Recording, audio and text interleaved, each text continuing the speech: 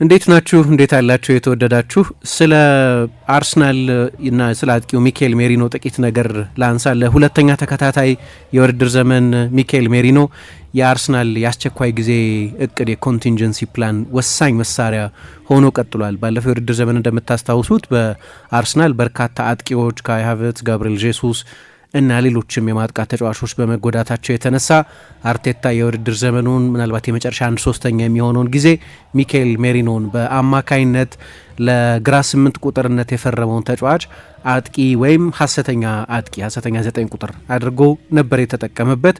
በዚህኛውም የውድድር ዘመን እንደዚሁ ይኸው የጉዳት ችግር በቅርብ ሳምንታት ቪክቶር ዮኬሬስን ግን በፕሪሚየር ሊግ የመጀመሪያ ጨዋታ ደግሞ ካይ ሃቨርትዝን ከዛ የኤሲኤል ጉዳት ያላገገመው ጋብሪኤል ጄሱስም እየተጫወተ ባለመሆኑ የተነሳ ባለፉት ተከታታይ ጨዋታዎች የሚኬል ሜሪኖን ኤክስፐሪመንት በድጋሚ ማስቀጠል ነበረበት እና በቅርብ ጊዜ ይሄ ተጫዋች እየተጫወተ ያለበት መንገድ በጣም ግሩም ነው በእኔ አስተያየት እና አሁን ከአስቸኳይ ጊዜ እቅድነትም አልፎ በሌሎችም ተጫዋቾቹ በሙሉ ጤናቸው ላይ በሚገኙበትም ጊዜ እንደ አንድ ጠቃሚ የጨዋታ ፕላን ሊከተለው የሚገባ በጣም አስፈላጊ ቫራይቲ የሚሰጥ የማጥቃት ተጫዋች መስሎኛል በእኔ አስተያየት። በቀደም ከቶተናም ጋር በነበረው ጨዋታ የጨዋታውን ጌም ብሬከር ማለት ይቻላል የጨዋታውን የመጀመሪያ ጎል ለሊያንድሮ ትሮሳር ያቀበለበት መንገድና የተገኘበት ቦታ ከዮኬሬስ የተለየ አማራጭ ቡድኖ በሚፈልግበት ጊዜ አሁንም ሁነኛ መፍትሄ መሆን የሚችል ተጫዋች እንደሆነ ያሳየበት ነው። እንደምታስታውሱት ከስላቪያ ፕራግ ጋር በነበረው ጨዋታ 2 ጎሎች አስቆጥሮ ነበር። ዮኬሬስ እዛም ጨዋታ ላይ አልነበረም። በሳምንቱ አጋማሽ ደግሞ ከባየር ሚኒክ ጋር በነበረው ጨዋታ እንደዚሁ ያንን የሀሰተኛ 9 ቁጥር ሚናን እጅግ በሚያስደንቅ መንገድ ነው በድጋሚ የተወጣው።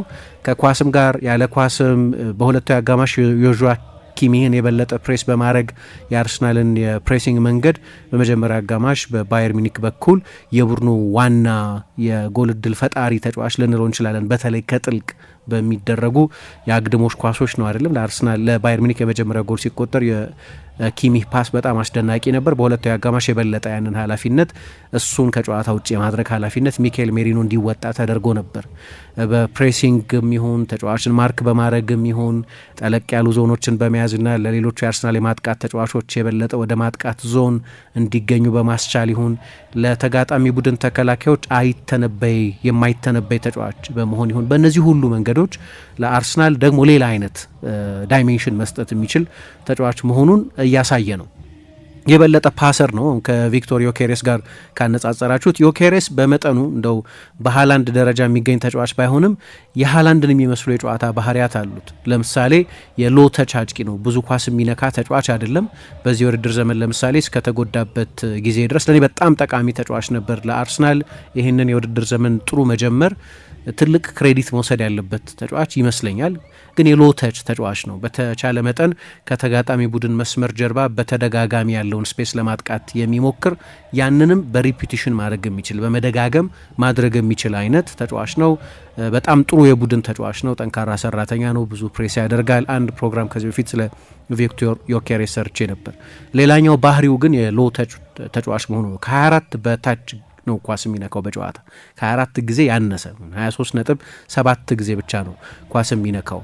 ስለዚህ የበለጠ የሎተች አጥቂዎች ወይም ብዙ ኳስ የማይነኩ አጥቂዎች ግን አደገኛ አጥቂዎች ባህሪ ያለው ተጫዋች ነው።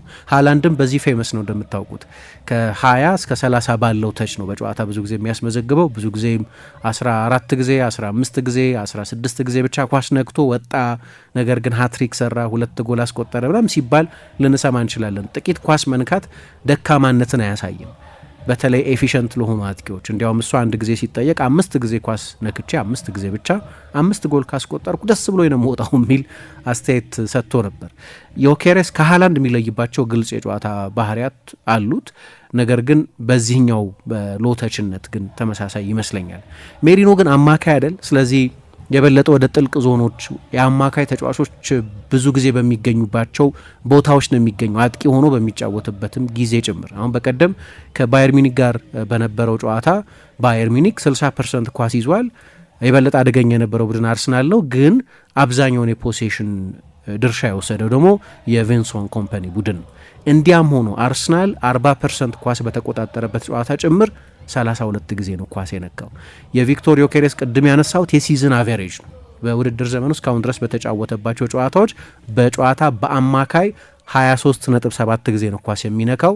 ሜሪኖ ግን አርሰናል 40% ብቻ ኳስ በተቆጣጠረበት በኳስ ቁጥጥር ከአርሰናል መደበኛ ባህሪ የበለጠ ያነሰ ኳስ በተቆጣጠረበት ጨዋታ ብዙ ኳስ ነክቷል ማለት ነው። ከዮኬሬስ የውድድር ዘመን አቬሬጅ በኦልሞስት በ8 በ9 የበለጠ ከቶተናም ጋር ደግሞ 47 ጊዜ ኳስ ነክቷል።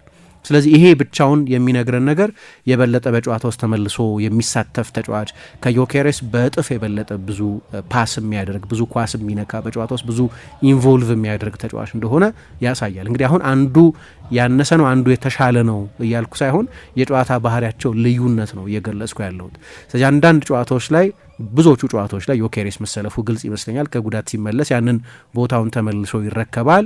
የአርሰናል ውድ ፈራሚ ነው። የአርሰናል ደጋፊዎች ለረጅም ጊዜ የ9 ቁጥር ጥያቄ ነበራቸው። እንደ ተጠበቀው ምናልባት በአንድ ጊዜ ሃትሪክ እየሰራ ሁለት ጎሎች እያስቆጠረ አልወጣ ይሆናል። ግን ለአርሰናል እንዲህ ያለ እንከን አልባ የውድድር ዘመን አጀማመር የእሱ ማስተዋጽኦ በጣም የላቀ ነው። አንዳንድ ጠቃሚ ጎሎችን ማስቆጠሩን ጨምሮ ማለት ነው። እኔ እያነሳው ያለሁት የካራክተሪስቲክስ ልዩነት ነው። ዮኬሬስ በዚህ የውድድር ዘመን 12.6 ፓስ ነው በየ90 ደቂቃው በአማካይ ያደርግ የነበረው። ሜሪኖ ግን ባለፉት ሁለት ጨዋታዎች ወደ 26.5 ገደማ ፓሶች አድርጓል እና በግልጽ የምታዩቸው የባህሪ ልዩነቶች አሉ በሁለቱ ተጫዋቾች መካከል ማለት ነው። ባለፈው የውድድር ዘመን እንደምታስታውሱት አርቴታ በተመሳሳይ አጣብቂኝ ውስጥ በገባበት ጊዜ ነው ይህንን ተጫዋች የግድ ማሰለፍ የጀመረው። አንዳንድ ጊዜ ምንድነው ፕሌቶ በሁለተኛው የሪፑብሊክ መጽሐፉ ላይ ነሰሲቲ ዘ ማዘር ኦፍ ኢንቬንሽን ይላል። የፈጠራ እናት ነው ነሰሲቲ ወይም አስገዳጅነት የሚል አስተያየት ይሰጣል። ከዚህ በፊት ይህንኑ አባባል የሚያጠናክር ሌላ ኤክስፐሪመንት ሌላ ተጫዋች ላይ ሚኬል አርቴታ ሲያደርግ አይተናል። ለምሳሌ ካይ ሃቨርትዝ ራሱን እንደ 8 ቁጥርና 10 ቁጥር ሃይብሪድ የሚያይ ተጫዋች ነው። ወደ አርሰናል ሲመጣም እንደምታስታውሱት በግራኒት ዣካ ቦታ ላይ እንዲጫወት ታስቦ ነበር የመጣው። ነገር ግን በዚያ ቦታ ያን ያህል አልተዋጣለትም። ሚኬል አርቴታ በ8 ቁጥር በዚህ ተጫዋች ላይ ብዙ እርካታ የነበረው አይመስለኝም፣ ብዙ የመሰለፍ እድል እንኳ የሰጠው ቢሆን።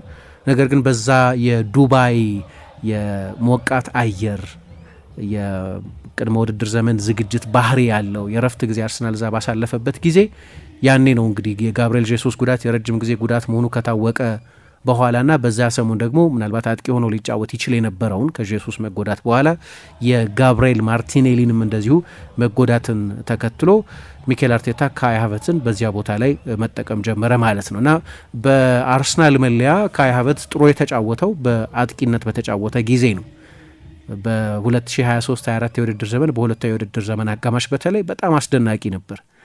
ነገር ግን ያንን ሮል አሁን ሚኬል ሜሪኖ በሚተገብርበት ተመሳሳይ መንገድ ነው ያኔ ካይ ሃቨርትዝ ሲተገብር የነበረው። ስለዚህ ሌላ አስገዳጅ ሁኔታ በገጠመው ጊዜ አርሰናል እንዲህ አይነት ኤክስፐሪመንት አድርጎ ሰርቶለት ያውቃል። ነሰሲቲዝ ሎ ይላሉ፣ አስገዳጅነት ህግ ነው እና በዛ መንገድ አርቴታ ሌላ ተጫዋች ሪኢንቨንት አድርጎ ያውቃል። በሌላ መንገድ እንዲጫወት ማድረግ ችሎ ያውቃል። ባለፈው የውድድር ዘመን የመጀመሪያ የአርቴታ ፕላን ነበር ለማለት ያስቸግራል። ታስታውሱ እንደሆነ የአጥቂዎቹን ጉዳት ተከትሎ አርሰናል መጀመሪያ ያደረገው የፕሪሚየር ሊግ ጨዋታ ከሌስተር ሲቲ ጋር መጫወት ነበር እና በዛ የሌስተር ሲቲ ጨዋታ ላይ ሊያንድሮ ትሮሳር ነበር የአርሰናል 9 ቁጥር ሆኖ ጨዋታውን የጀመረው። ከዚያ በኋላ ግን ሚኬል አርቴታ ጎል እያገኘ አልነበረም፣ በቂ አደጋ እየፈጠረ አልነበረም እና ወደ መጨረሻ ፕላኑ ሄደ። ወደ መጨረሻው የኮንቲንጀንሲ ፕላን ሄደ፣ ወደ ሚኬል ሜሪኖ 8 ቁጥር ሆኖ የፈረመውን ተጫዋች። ለነገሩ አጥቂ ሆኖ ለመጫወት የሚያስችል ካራክተሪስቲክስ አለው። ግን ብዙ ጊዜ እሱ እንደሚናገረው ከ9 ዓመቴ በኋላ አጥቂ ሆኜ ተጫዋች አላቅም የሚል አስተያየት ይሰጣል። ግን ተቀይሮ ገባ በዚያ ጨዋታ 2 ጎሎች ያስቆጠረ፣ 2 የሳጥን ውስጥ ጎሎች ያስቆጠረው። በተለምዶ የ9 ቁጥር የምንላቸውን ጎሎች ነበር ያስቆጠረው እና ልክ እንደ ካይ ሃቨርትዝ ሁሉ የሱም የአርሰናል ምርጥ ሞመንቶች የመጡት አጥቂ ሆኖ በተጫወተባቸው ጨዋታዎች ነው።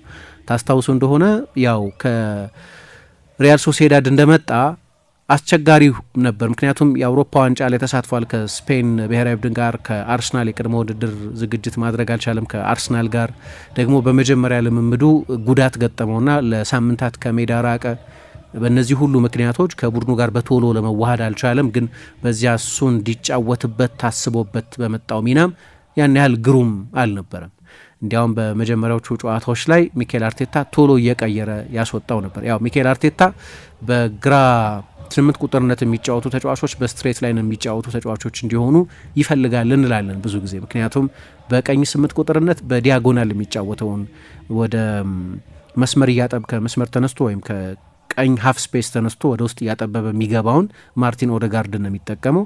በዚህኛው ቦታ ላይ ግን መጀመሪያ ግራኒት ዣካን ከዚያ በኋላ ሚኬል ሜሪኖ ማነው ከዚያ በፊት ካይ ሃቨርትዝ ከዛ በኋላ ሚኬል ሜሪኖን ነበር የሞከረው። ሶስቱም የግራ እግር ተጫዋቾች ናቸው። ስለዚህ የግራ እግር ተጫዋቾችን በግራ 8 ቁጥርነት ስትጠቀሙባቸው ልክ እንደ ኦዴጋርድ በአግድሞሽ ሳይሆን በዲያጎናል ላይን ሳይሆን የሚጫወቱት በቀጥተኛ መስመር ነው የሚጫወቱት። ስለዚህ ሁለቱ የ8 ቁጥሮች ባህሪ የተለያየ መሆኑን ያሳያችኋል። ፋቢዮ ቪዬራም እዛ ቦታ ላይ ይጫወት በነበረበት ጊዜ ሌላ የግራ እግር ተጫዋች ነው፣ ያው ያን ያህል የሚታወስ ተጽዕኖ የነበረውም ባይሆን እና መጣ። በጣም ጠንካራ ተጫዋች ነው። ለፕሪሚየር ሊግ የሚሆን ፊዚካሊቲ አለው። የአየር ላይ ኳስ ላይ ዶሚናንት ነው። ቦክስ ክራሸር ለመሆን የሚያስችል ችሎታ አለው። የመሬትም የአየርም ላይ ዱዌሎችን በማሸነፍ በጣም የታወቀ ስለነበር ያኔ እንዲያውም የአውሮፓን ምርጡን ዱዌሊስት አስፈረመ አርሰናል ነበር እንል የነበረው። ነገር ግን በአንዳንድ ጨዋታዎች እንደምታስታውሱት አሰልጣኙ ምናልባት የፊትነስም ችግር ስለነበረበት ታክቲካዊ ዲማንዱንም ቶሎ ስላልተላመደ ሊሆን ይችላል እየቀየረ ያስወጣው ነበር። ለምሳሌ ከሜዳ ውጪ ከፕሬስተን ኖርዚንድ ጋር በተደረገ የካራባው ካፕ ጨዋታ እረፍት ሰዓት ላይ ነበር ቀይሮ ያስወጣው። ከኒውካስል ጋር በነበረ ሌላ የፕሪሚየር ሊግ ጨዋታ ደግሞ 1-0 በአሌክሳንደር ኢሳቅ ጎል ኒውካስል ባሸነፈ ጊዜ 60ኛው ደቂቃ ላይ ነው ቀይሮ ያስወጣው። ከዚያ ከ3 ቀን በኋላ ከኢንተር ሚላን ጋር ጨዋታ ነበራቸው፣ የቻምፒየንስ ሊግ ጨዋታ። እዛም ጨዋታ ላይ እረፍት ሰዓት ላይ ነው ቀይሮ ያስወጣው። ያው እዛ ጨዋታ ላይ ኢንተር ያስቆጠረው የፍጹም ቅጣት ምትም የተገኘው በጣም እንግዳ ውሳኔ የነበረን ቢሆን ግን እሱ በሰራው ጥፋት ነበር። በእርግጥ ጉዳትም ገጥሞት ስለነበር በዛ ምክንያትም ሊሆን ይችላል ቀይሮ ያስወጣው። ግን ደግሞ ከማንቸስተር ዩናይትድ ጋር በነበራቸው የኤፍኤ ካፕ ጨዋታ በመጀመሪያ አጋማሽ 7 ጊዜ ብቻ ነበር ኳስ የነካው። በአንዳንድ ጨዋታዎች ሊቨርፑል ላይ ጎል ሲያስቆጥር እንደዚህ ካልሆነ በስተቀር በጠቅላላው በግራ 8 ቁጥርነት ለሚጫወት ተጫዋች ደግሞ የሎ ተች ሮል ያለው ተጫዋች ነው። በእርግጥ በጠቅላላው የሎ ተች ሮል ነው ለአርሰናል። በዣካም ጊዜ ከኦዴጋርድ ጋር ብታነጻጽሩት በጣም ጥቂት ነው ኳስ ይነካ የነበረው። ነገር ግን ይሄ ተጫዋች ያ ሁኔታ አልሆነለትም። ልክ እንደ ካይ ሃቨርትዝ ሁሉ በሚገባ ያንን ሚና ለመወጣት ቸግሮት ነበር። አጥቂ ሆኖ በሚጫወትበት ጊዜ ግን ለአርሰናል ቻምፒየንስ ሊግ ግማሽ ፍጻሜ ድረስ ያው በጠቅላላው በጣም የተዋጣለት የውድድር ዘመን ባይሆንም ግን ቻምፒየንስ ሊግ ግማሽ ፍጻሜ ድረስ ደርሷል። አርሰናል በታሪኩ ብዙ ጊዜ የቻምፒየንስ ሊግ ግማሽ ፍጻሜ የሚደርስ ቡድን አይደለም። ስለዚህ በጣም ስኬታማ የውድድር ዘመን ነው በእኔ አስተያየት። በፕሪሚየር ሊግ ሁለተኛ ነበር፣ በሊግ ካፕ ሴሚፋይናሊስት ነበር። ዋንጫ አላሸነፈም። ያው ዋንጫ ማሸነፍን አለማሸነፍን እንደው እንደ ውድቀትና ስኬት ብቻ ስለምናይ እና በጣም ባይነሪ የሆነ አስተያየት ስላለን እንጂ እኔ በተለይ ከጉዳቶቹ በመጀመሪያዎቹ 8 ጨዋታዎች 3 ቀይ ካርዶች እና ሁሉም ቀይ ካርዶች ተጫዋቾች በሁለተኛው አጋማሽ ሳይኖሩ የተጫወተበት ስለሆነ ኮንቴክስቱን ካየን እኔ ሰው እንደሚለው መጥፎ ሲዝን ነው ብዬ አላምንም። ኮንቴክስቱን የጠቅላላውን አውድ መገንዘብ የሚገባ ይመስለኛል። ግን ቅድም ያነሳሁት መነሻ ላይ እንደ መንደርደሪያ የተጠቀምኩበት ነጥብን እንደው በድጋሚ ለማጥበቅ ይሄ ተጫዋች ከዮኬሬስ በተለየ ሁኔታ ነው ያንን የ9 ቁጥር ኃላፊነትን የሚተገብረው። ለምሳሌ በቀደም ከቶተናም ጋር በነበረው ጨዋታ የሱን ሂት ማፕ ወይም ተች ማፕ ብታዩ የቱ ጋር የተገኘበት ወይ በአማካይ የተገኘበትን የሜዳ ዞን ወይ ደግሞ ብዙ ጊዜ ኳስ የነጋበትን ቀጠና ብትወስዱ የአማካይ ቦታ የሚባለው ጠለቅ ባለ ሚና ነው ኳስ ይነካ የነበረው። ይሄ ደግሞ ከፊቱ ላሉት 3ቱ የአርሰናል ተጫዋቾች ለቡካዮ ሳካ በቀኝ በኩል፣ ለሊያንድሮ ትሮሳር በግራ በኩል እና ለአርሰናል ሌላኛው 8 ቁጥር ለኤቤሬቺ ኤዜ ወደ ስፔስ የመግባት ነጻነት ይሰጥ የነበረ ተጫዋች ነው። ምክንያቱም እንደዚህ አይነት ተጫዋች ሁሌ ኮንፊውዝ ያደርጋቸዋል። እንደ ሚኬል ሜሪኖ አይነት ተጫዋች አንዳንድ ጨዋታዎች ላይ ማይሰራበት ጊዜ ያለ የበለጠ የ9 ቁጥር ፕሬዘንስ ሳጥን ውስጥ በምትፈልጉበት ጊዜ አሁን ባለፈው የውድድር ዘመን እንደምታስታውሱት አርሰናል የሊቨርፑልን ያህል ነው ጨዋታ የተሸነፈው። 3 ጨዋታ ነው የተሸነፈው። በጣም ጥቂት ነው 3 ጨዋታ ብቻ። በዛው ልክ ደግሞ አደገኛ መጥፎ የነበረው 14 አቻዎች ነበሩት እና ብዙዎቹ አቻዎች ደግሞ የተገኙት እነዚህ በሎ ቱ ሚድል ብሎክ በሚጫወቱ ቡድኖች ሳጥናቸውን ዞናቸውን 16 ከ50ውን በሚገባ በብዙ ቁጥር በሚከላከሉ ቡድኖች ነው እና በነዛ ጨዋታዎች ላይ በጠቅላላው አርሰናል የማጥቃት ችግር የማጥቃት ተጫዋቾች አማራጭ እጥረት ስለነበረበት ነው። ግን የነበሩትም የተጫዋቾች ፕሮፋይልም የሳጥን ፕሬዘንስ ያላቸው ተጫዋቾች አይደሉም። ራሱ ሚካኤል ሜሪኖን ጨምሮ ግዙፍ፣ ረጅም፣ የአየር ላይ ኳሶች ማሸነፍ የሚችል በጭንቅላቱ ጎሎች ማስቆጠር የሚችል ተጫዋች እንኳ ቢሆን አማካኝ ነውና የአማካይነት ደመነፍስ ያለው ግን በአጥቂ ቦታ የሚጫወት ተጫዋች ሆኖ ይጫወት ስለነበር እነዚህን ኮምፓክት ብሎክ ቡድኖች አርሰናል ፔነትሬት ለማድረግ ቸግሮት ነበር። ስለዚህ የበለጠ የዮኬሬስ አይነት የሳጥን ፕሬዘንስ ያለው ተጫዋች የሚያስፈልግበት ጊዜ አለ። ክሮሶች የሚያጠቃ ለስሩ ቦሎች የሚሆኑ ሩጫዎች የሚያደርግ ከግዙፍ የመሀል ተከላካዮች ጋር የሚፋለም ተጫዋች ያስፈልጋቸዋል። ስለዚህ የሁለቱም ቅይጥ ያስፈልጋል ማለት ነው። ለዚህ ነው አሁን ሚካኤል ሜሪኖ ሰሞኑን በተለይ እየሰጣቸው ያለውን አገልግሎት አይቼ ዮኬሬስም ሲኖር አንዳንድ ጊዜ ያው እንደምታውቁት ዮኬሬስ ምንም ሳያርፍ ነው ሲጫወት የነበረው። የተሟላ ፕሪሲዝን አልሰራም። 2 የፕሪሲዝን ጨዋታዎች ብቻ ነው ከአርሰናል ጋር ያደረገው። የፊትነስ ጥያቄ የነበረበት ከዚያ በኋላ ከመጀመሪያዎቹ ሳምንታት ላይ ከሀቨት ጋር በደንብ ሮቴት ያደርጋሉ የሚል ግምት ነው የነበረው። ግን ሀቨት ተመልሶ ተጎዳ እና ያገግማል በተባለበት ጊዜ አላገገመም። ስለዚህ አርሰናል የነበረው ብቻ የ9 ቁጥር ምርጫ ዮኬሬስ ነው እያለን ነው እናስብ የነበረው። አርቴታም ወደዚህኛው አይነት ፕላን የገባው የዮኬሬስ እንደማይኖር መረጋገጥን ተከትሎ ነው። ግን ማሳረፍ ይችል ነበር እላለሁ እንዲያው አንዳንድ ጨዋታዎች ላይ በተለይ ልክ የቶተንሃም እና የባየር ሚኒክ አይነት ትልልቅ ጨዋታዎች ላይ ቶተንሃም እንኳ ጨዋታው እንደ ትልቅ ቡድን አልነበረም አፕሮች ያደረገው። እንደምታስታውሱት 7 በቀዳሚነት ዲፌንሲቭ የሆኑ ተጫዋቾችን በመጠቀም ነበር ጨዋታውን የጀመረው። ግን ለምን ጠቀመ እዛ ጨዋታ ላይ ይሄ ተጫዋች? ለምሳሌ ኤዜ ሃትሪክ ሰራ። ኤዜ እንደዛ ጥሩ የተጫወተበት ምክንያት፣ ትሮሳር እንደዛ ጥሩ የተጫወተበት ምክንያት የሜሪኖም ያንን ሮል ኢንተርፕሬት የሚያደርግበት መንገድ ነው። ወደ ጥልቅ ይመለሳል። ስለዚህ ለቶተናም ተከላካዮች ለኬቨን ዳንሶ፣ ለሚኪ ቫንደቪን፣ ለክርስቲያን ሮሜሮ ለእነዚህ ሁሉ ተጫዋቾች አንድ ዳይሌማ ይሰጣቸዋል። አንደኛው እሱ ወደ ጥልቅ ስለሚሳብ እና የሚጫወትበት መንገድ እንደዚያ ስለሆነ ልከተለወይ የሚል ጥያቄ ታነሳላችሁ። ምክንያቱም ካልተከተለው ዞሮ ይመጣል ከኳሱ ጋር ሰፊ ስፔስ ከፊቱ ያገኛል። ስለዚህ አንደኛው ቴምፕቴሽን መከተል ተጫዋቹ። የምትከተሉት ከሆነ ግን ሳምንቱን ሙሉ የተሰራበት 2 ሳምንትም ልበለው ኢንተርናሽናል ብሬኩ ስለነበር አሰልጣኝ ቶማስ ፍራንክ ለዚህ ጨዋታ ዘለግ ያለ የጨዋታ ጊዜ ነበራቸው። ተጫዋቾቻቸውን ሙሉ ለሙሉ አያገኙም፣ ግን በታክቲካል ዲዛይኒንግ በቂ ጊዜ ነበራቸው። ስለዚህ ምናልባት ያንን ታክቲካል ፕላን የሚያፋልስ ሊሆን ነው። ተከትሎት የሚወጣ ከሆነ ተከትሎት መውጣት ሊኖርበት ነው። አንዳንድ ጊዜ ልቶ ካለ ደግሞ የአርሰናል ሌሎች ተጫዋቾች እሱ ትቶት የሚወጣውን ስፔስ የሚያጠቁ ሌሎች ተጫዋቾች አሉ። ትሮሳር ያደረገው እሱን የመጀመሪያው ጎል ሲቆጠር የ9 ቁጥር ተጫዋች ቦታ ላይ ነው የተገኘው። ያ ቦታ በንድፈ ሀሳብ ደረጃ የሚካኤል ሜሪኖ ቦታ ሊሆን ይችል ነበር። ምናልባት ዮኬሬስ ቢኖር ኖሮ እዚያ ቦታ ላይ እንዲገኝ የምንጠብቀው ቪክቶር ዮኬሬስን ሊሆን ነበር ማለት ነው። ግን የቶተናም የተከላካይ መስመር ላይ እንዲህ አይነት ጥያቄ ያጭራል። አጫወቱን ልክ እንደዛ ስለሆነ በሊቨርፑል ሮቤርቶ ፈርሚኖ በእንደዚህ ሚና ነው አስደናቂ የነበረው። በሂትማፕ ብታዮች ከሞሐመድ ሳላህና ከሳዲዮ ማኔም ጭምር ጠለቅ ያለ ሚና ይዞ የሚጫወተው እርሱ ነው። የበለጠ ሳጥን ውስጥ ብዙ ኳስ የሚነኩት እነዚህ ሁለቱ የክንፍ ተጫዋቾች ናቸው።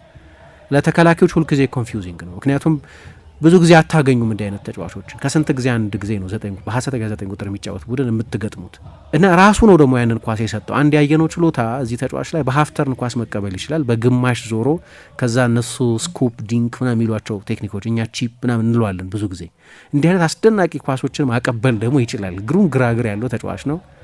ከዚያ እንደዚህ አይነት የሚያስደንቅ ኳስ ከቶተንሃም የተከላካይ መስመር ጀርባ ጣል። አሁን እኔ በቶተንሃም ዲፌንሲቭ ላይን በኩል በዲፕ ብሎክ ለመጫወት ነበር የመጡት፣ ግን ሜሪኖ ወጥቷል። ስለዚህ እሱን የመከተል ፍላጎት አለ እና በዚህ ማመንታት የተነሳ አንዱ ተጫዋች መስመሩን መጠበቅ አልቻለም። ከጨዋታ ውጭ አልሆንም ሊያንድሮ ትሮሳር። አርሰናል 1-0 መምራት ጀመረ። ሁለተኛውን ጎል ሲቆጠር ተመሳሳይ ነገር ነው። ኤቤሪቼዜ የፍጹም ቅጣት ምት ሳጥኑ ጠርዝ አካባቢ ነው የነበረው። ያም ብዙ ጊዜ 9 ቁጥሮች የሚይዙት ኦኩፓይ የሚያደርጉት ቦታ ነው። አሁን ይህንን አይነት ጥርጣሬ እንዲፈጥር ያደርጋል ማለት ነው ተጫዋቹ። ምክንያቱም ወደ ጥልቅ ቦታ ብዙ ጊዜ ስለሚመለስ የአማካይ ክፍል ዝንባሌ ስለሆነ ያለው እና በአንዳንድ ጨዋታዎች አርሰናል እሱን በሚያሰልፍበት ጊዜ በግራፊክስ እንዲሁ ታክቲኩ በስክሪናችን ላይ በሚለጠፍበት ጊዜ 4-2-3-1 ቢመስልም እና የመጨረሻው አንድ የምንለው 3-1 አይደለም የሆነ 2-3-1 4-2-3-1 ከፊት ያለው አንድ ወይ 9 ቁጥር የምንለው ቦታ ላይ እሱ ቢሆንም ያለው በጨዋታ ውስጥ ያለውን ኢንተርፕሪቴሽን ካያችሁ ግን ምሳሌ አርሰናል 3-2-2-3 ይሆናል በሚያጠቃበት ጊዜ፣ አንዳንድ ወይም ኳስ ፖሰስ በሚያጠቃበት ጊዜ ሚካኤል ሜሪኖ ሲኖር ባለፈው የውድድር ዘመን እንዳየነው 4-2-1-3 ይሆናል ማለት ሶስቱ ተጫዋቾች ከፊት ይሆናሉ ማለት ነው። እሱ ነው ከፊት እንዲሆን የሚጠበቀው አይደለም እንዲሁ በሌማን አረዳድ። ግን በእንቅስቃሴ ውስጥ እሱ በጣም ጠለቅ ያለውን ሚና ይዝና ከፊቱ ትሮሳር አለ፣ ኤዜ አለ፣ ሳካ አለ እና 1-3 ይሆናል የመጨረሻው 4 የማጥቃት ተጫዋቾችን ስትራክቸር ካየ 3-1 ከሚሆን ይልቅ 3 ክሬቲቭ ተጫዋቾች ከጀርባ ሆነው አንዱን አጥቂ ከሚመግቡ ይልቅ እሱ እንዲያውም ድሮፕ ያደርግና ለሶስቱ ተጫዋቾች የማጥቃት ስፔስ ይፈጥራል ማለት ነው። ይሄ ነው በጣም ትኩረት የሚስብ ያደረገው የዚህን ተጫዋች ሚና። ባለፈው የውድድር ዘመን እንደዚሁ ነበር። ታስታውሱ እንደሆነ በሪያል ማድሪድ ጨዋታ ላይ ሪያል ማድሪድን በቤርናቤው 2-1 ባሸነፉበት ጊዜ እንደዚሁ በጣም ጠለቅ ያለ ሚና ይዞ ኦልሞስት የአማካይ ቦታ ይዞ አጥቂ ሆኖ ይሰለፍ እንጂ ከዚያ በኋላ ከጀርባ ለሚሮጡት መጀመሪያ ለቡካዮ ሳካ ቀጥሎ ለጋብሪኤል ማርቲኔሊ ነው እነዛን አስደናቂ ኳሶች የሰጠው። በቤርናቤው በተደረገው ጨዋታ ላይ የሁለቱም አሲስቶች ባለቤት የነበረው ሚኬል ሜሪኖ ነው። ብዙ የሜዳ ክፍል ያካልላል። እኔ በጣም ጠንካራ ሰራተኛ ነው። የስፔን ብሔራዊ ቡድን አሰልጣኝ ሉዊስ ዴላ ፉዌንቴ የሚያደንቁት ተጫዋች ነው። ይሄ የውድድር ዘመን ከተጀመረበት ጊዜ ጀምሮ እንዲያውም ለአርሰናል ካስቆጠረው በላይ ለስፔን ያስቆጠረው። አሁን እኔ 2 ድብልቅ ባህሪዎች አይበታለሁ ይሄን ተጫዋች። አጥቂ ሆኖ በሚጀምርበት ጊዜ መደበኛ ቦታው አማካይ ስለሆነ የአማካይ ተጫዋቾች ቦታ ላይ ታገኙታላችሁ። ግን ደግሞ እንደ አማካይ ስታዩትም አማካይ ሆኖ በሚሰለፍበትም ጊዜ በዛው ልክ የአጥቂ ካራክተሪስቲክስ አለው። ቅድም እንዳልኩት በጣም ጥሩ የቦክስ ክራሸር ነው። ጎሎች ማስቆጠር ይችላል። አንዳንድ ሰዎች እንዲያውም አሁን ዮኬሬስ መጣ እንጂ ባለፈው የውድድር ዘመን የአርሰናል ምርጡ ፊኒሸር ነው ይሉት ነበር። በጣም ጥሩ ጨራሽ ነው። በነገራችን ላይ የዛ የሪያል ማድሪድ ጨዋታ ላይ ያስቆጠረውን ጎል ካስታውሳችሁ፣ ቼልሲ ላይ ያስቆጠረውን የጭንቅላት ጎል፣ ፉልሃም ላይ፣ ሌሎችም ጨዋታዎች ላይ ጎሎች አስቆጥሮ ነበር። ባለፈው የውድድር ዘመን 9 ጎል መሰለኝ ያስቆጠረው፣ ግን አብዛኞቹን ጎሎች በመጨረሻዎቹ 2 ወራት ነው ያስቆጠረው እና በጣም ጥሩ ፊኒሸር ነው። ይሄ ማለት አጥቂ መሆኑ መጫወት የሚያስችል ዝንባሌ ያለው ማለት ነው። ሁለቱንም ነው የሚሰጣችሁ። አማካይ ሆኖ ሲሰለፍ የአጥቂ ካራክተሪስቲክስም አለው። ስለዚህ እንደ ተጨማሪ አጥቂ መጫወት ይችላል። አጥቂ ሆኖ ሲሰለፍ ድሮፕ ስለሚያደርግ ሐሰተኛ 9 ቁጥር ግን በጨዋታ ውስጥ የአማካይነት ባህሪ ያለው ተጫዋች ይሆናል እና የተጋጣሚ ቡድን የመሀል ተከላካዮች ተከትሎት ይወጣሉ ማለት ነው። እንግዲህ ክሬቲቪቲ ጉዳይ በተመለከተ አስታውሳለሁ በሊቨርፑል ጨዋታም በማንቸስተር ሲቲ ጨዋታም በኦዴጋርድ አለመኖር የተነሳ የሱ 8 ቁጥር ሆኖ መጫወት እዛው ጨዋታ ላይ ኤዜ ቤንች ሆኖ በሁለቱም ጨዋታዎች ላይ የመጀመሪያ አንፊልዱ ጨዋታ ላይ እንኳን ኤዜ ከፈረመ በኋላ የተደረገ የመጀመሪያ ጨዋታ ስለነበር አለመጀመሩ ሎጂኮች አሉት። የኤቲሃዱ ጨዋታ ላይ ግን ከረፍት በኋላ ተቀይሮ ገብቶ የአርሰናልን ያቻነት ጎል አሲስት ያደረገው ምርሱ ስለነበር ለምን ከመነሻው ጀምሮ አልጀመረም ከሜሪኖ የበለጠ ክሬቲቭ ተጫዋች ነው የሚል ክርክር ነበር።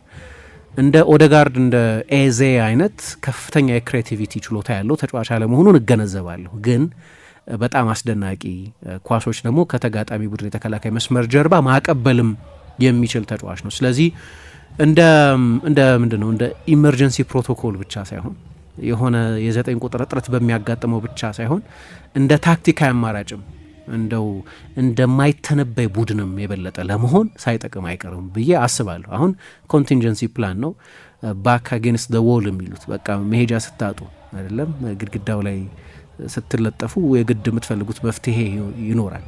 ልክ አይጥ ኮርነር ስታረጓት ባይት ባክ ማድረግ እንደምትጀምር ወይም እንደዛ አይነት እንደ ዋና እቅድም አንዳንድ ጊዜ ግን ምናልባት ሊጠቅም ይችላል። ዮኬሬስን ለማሳረፍ አንድ ነገር ነው፣ የበለጠ ሮቴት ለማድረግ የበለጠ በሌሎች ጨዋታዎች ላይ ፍሬሽ ሆኖ እንዲቆይ ለማድረግ እሱ አንድ በጣም ጠቃሚ ሀሳብ ሊሆን ይችላል። ግን እኔ የምለው እንደ ታክቲካዊ እቅድም በጣም ጠቃሚ እቅድ ሊሆን የሚችል ይመስለኛል። ዮኬሬስ ሲመለስ እና ካይ ሃቨርትዝ ሲመለስ ብዙ በዛ ቦታ ላይ ይጫወት ይችላል። የሁለቱም ተጫዋቾች በቅርብ ጊዜ ወደ ሜዳ መመለሳቸው ስለማይቀር ከበቂ በላይ ነው የሁለት ተጫዋቾች አማራጭ። ጄሱስን ከግምት ሳላስገባ ማለት ነው። ትሮሳር እዛ ቦታ ላይ ሊጫወት የሚችል ተጫዋች መሆኑን ወይ ማርቲኔሊ እዛ ቦታ ላይ ሊጫወት የሚችል ተጫዋች መሆኑን ግን በብዙ ጨዋታዎች ላይ ደግሞ እንደ አይነት ጠቃሚ ጥቅም መስጠት የሚችል ተጫዋች ይመስለኛል። በጣም ጠንካራ የቡድን ኤቲክ ያለው ተጫዋች ነው። ምንም ቅር ሲሰኝ አታዩበትም። በየትኛውም ቦታ አሰልጣኙ በፈለገው ቦታ ሁሉ የሚጫወት ጠንካራ የቡድን መንፈስ ያለው አይነት ተጫዋች ይመስለኛል። ለማንኛውም ይህንን ነጥብ ለማንሳት ነው። ከዮኬሬስ ከሃቨርትዝ መምጣት በኋላ ደግሞ በምን አይነት ሚና ይቀጥላል የሚለው ጉዳይ ትኩረት የሚስብ ይመስለኛል።